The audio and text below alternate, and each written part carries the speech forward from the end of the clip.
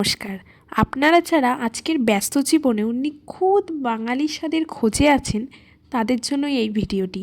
একদম মা ঠাকুমার হাতের স্বাদে তৈরি হবে আমাদের সকলের প্রিয় চিকেন কষা।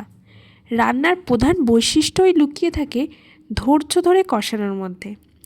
রান্নার সময় তাড়াহুড়ো করা মানেই স্বাদের সঙ্গে আপোস করা। আমি কড়াই তেল দিয়ে একটু চিকেনটাকে ভালো করে ভেজে নিলাম, তারপর ওই তেলেই তেজপাতা পেঁয়াজ দিয়ে দিলাম, তারপরে যে একটা মশলার পেস্ট আর কি, আদা লঙ্কা টমেটো সেটা দিয়ে দিলাম। তারপরে ভালো করে ভাজা ভাজা হয়ে গেলে জিরে গুঁড়ো ধনে গুঁড়ো দিলাম, তারপরে এই মাংসটাকে দিয়ে আবার কষালাম, কষিয়ে গেলে ভালো মতো কষিয়ে গেলে একটু গরম জল, আর এইটা দিলাম হচ্ছে একটু আলমন্ড বাদাম বাটা আর একটু লেবু। যাদের টক স্বাদ ভাল লাগে তারা অবশ্যই লেবু দেবেন, আর একটুখানি গোটা রসুন আর গোটা পেঁয়াজ। নামানোর আগে একটু চিকেন কারি মশলা দিলাম, তাতে টেস্টটা আরও এনহ্যান্স করে। দেখুন কালারটা কি সুন্দর এসেছে। বাড়িতে অবশ্যই একদিন ট্রাই করবেন, কেমন লাগলো অবশ্যই কমেন্টে জানাবেন। Bye bye.